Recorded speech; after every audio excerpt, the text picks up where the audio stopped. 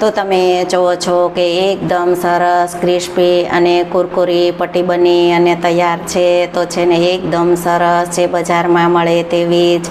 Hello friend, તો તમારું સ્વાગત છે મારા રસોડામાં.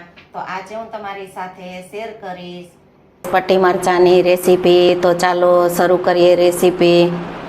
આજે આપણે બનાવીશું પટ્ટી મરચાંના ભજીયા. તો પટ્ટી મરચાંના ભજીયા બનાવવા માટે મેં 500 ગ્રામ કડક મરચાં લીધેલા છે. તો આપણે આ તીખા અને લાંબા મરચાં આવે તેના આપણે પટ્ટી ભજીયા બનાવીશું. તો પટ્ટી ભજીયા આપણે આ તીખા મરચાંના બનાવીશું. તો તીખા મરચાંના ભજીયા એકદમ ટેસ્ટી અને ચટપટા બનાવીશું, જે બજારમાં મળે તેવા જ. તો આપણે આ મરચાંને પહેલાં જ સારી રીતે ધોઈ અને કોરા કરી લીધા છે. તો તમે જોઈ શકો છો કે મરચાં આપણા એકદમ સરસ તાજા અને કડક છે. તો આ રીતે તાજા અને કડક મરચાં લઈ અને તમે પટ્ટી મરચાં બનાવશો તો પટ્ટી મરચાં એકદમ સરસ ક્રિસ્પી અને જે બજારમાં મળે તેવા જ બનશે. તો આપણે પહેલાં આ મરચાંનું કટિંગ કરી લેશું. તો મરચાંને આપણે પહેલાં આ રીતે 2 ભાગમાં કટિંગ કરી લેશું. આ રીતે 2 ભાગમાં કટિંગ કરી અને ચાકાની મદદથી આ રીતે આપણે પટ્ટી તૈયાર કરી લેશું.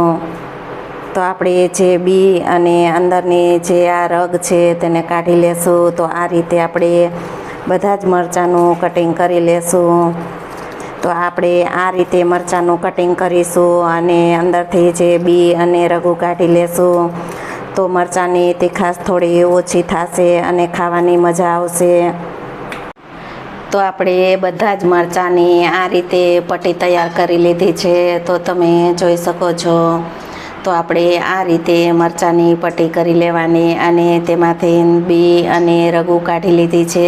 તેને મિક્સિંગ બાઉલમાં ઉમેરી દેશું. તો પહેલાં આપણે મરચાંમાં મીઠું ઉમેરી દઈશું. તો આપણે સ્વાદ પ્રમાણે મીઠું ઉમેરીશું.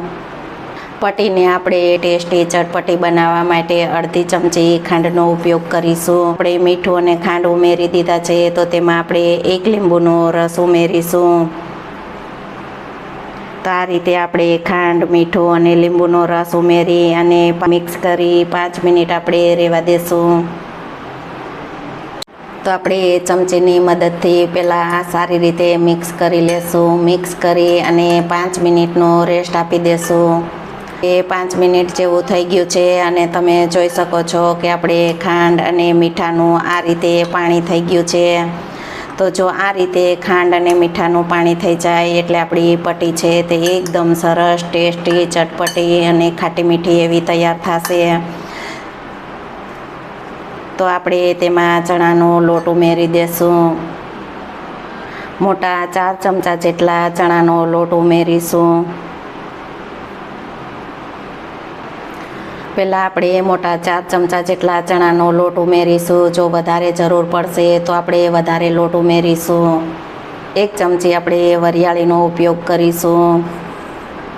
ચમચી સફેદ તલનો ઉપયોગ કરીશું.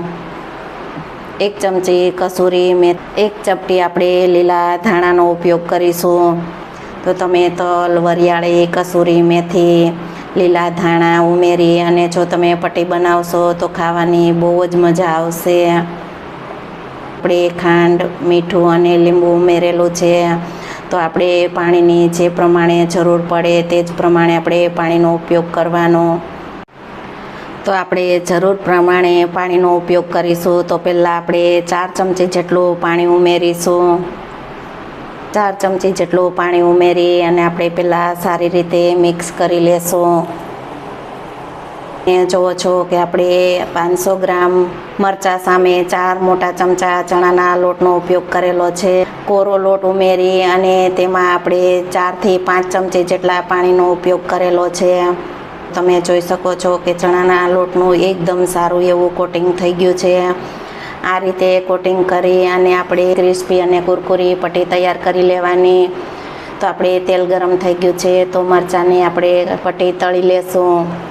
તેલ આપણું સારું એવું ગરમ થઈ ગયું છે. તો મીડિયમ ગેસની ફ્લેમ ઉપર આપણે પટ્ટીને પહેલાં એકવાર તળી લેશું. એકવાર આપણે કાચી પાકી તળી અને કાઢી લેવાની.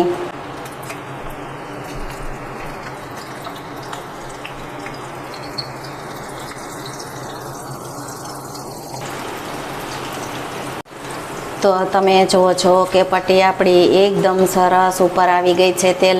જો આ પટ્ટીને આપણે ક્રિસ્પી અને કુરકુરી કરવી હોય તો પહેલાં આ રીતે આપણે કાચી પાકી તળી લેવાની. કાચી પાકી તળી અને આપણે કાઢી લેવાની.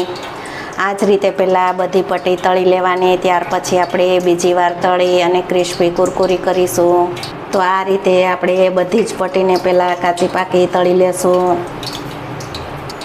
જો તમે આ રીતે ક્યારેય ક્રિસ્પી અને કુરકુરી પટ્ટીનું બનાવી હોય તો ચોક્કસથી તમે એકવાર આ રીતે પટ્ટી બનાવવાની ટ્રાય કરજો.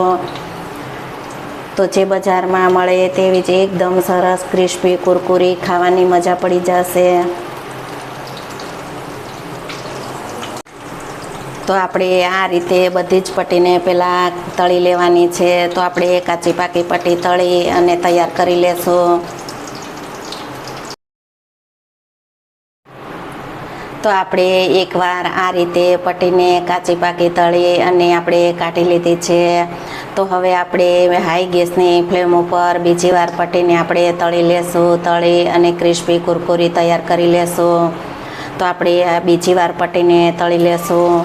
તો આપણે આ મરચાંની ક્રિસ્પી અને કુરકુરી પટ્ટી બનાવવા માટે આપણે એકવાર મીડિયમ ગેસની ફ્લેમ ઉપર તળી લેવાની અને બીજી વાર આપણે આ રીતે હાઈ ગેસની ફ્લેમ ઉપર તળી અને ક્રિસ્પી કરી લેવાની. જો તમે આ રીતે પટ્ટી બનાવશો તો ખાવાની બહુ જ મજા આવશે અને બધાને બહુ જ ભાવશે. જો તમને આ પટ્ટી મરચાંની રેસીપી ગમે તો વિડીયોને લાઇક શેર સબસ્ક્રાઈબ કરજો અને બાજુમાં રહેલ બેલ આઇકન દબાવવાનું ભૂલતા નહીં તો સૌથી પહેલું નોટિફિકેશન તમને મળતું રહે. જો તમે આ રીતે પટ્ટી મરચાં બનાવશો તો એકદમ સરસ ક્રિસ્પી જ બનશે. તો તમે એકવાર આ રીતે ક્રિસ્પી પટ્ટી બનાવવાની ટ્રાય કરજો. એકદમ જોરદાર ટેસ્ટ સાથે ક્રિસ્પી અને કુરકુરી પટ્ટી. તો ચોક્કસથી તમે એકવાર આ રીતે પટ્ટી બનાવવાની ટ્રાય કરજો. તમે જુઓ છો કે આપણે એકદમ સરસ ક્રિસ્પી અને કુરકુરી પટ્ટી બની અને તૈયાર છે. તો તમે જોઈ શકો છો તો છે ને એકદમ સરસ. તો આ જોતાં જ તમને ખાવાનું મન થઈ જાય તેવી.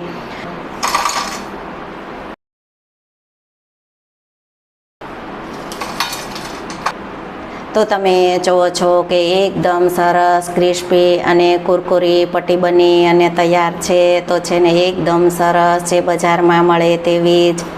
જો તમે આ રીતે એકવાર ક્રિસ્પી અને કુરકુરી પટ્ટી બનાવશો તો ખાવાની મજા જ આવશે અને બધાને બહુ જ ભાવશે. અને વારે વારે તમે આ જ રીતે ક્રિસ્પી અને કુરકુરી પટ્ટી બનાવશો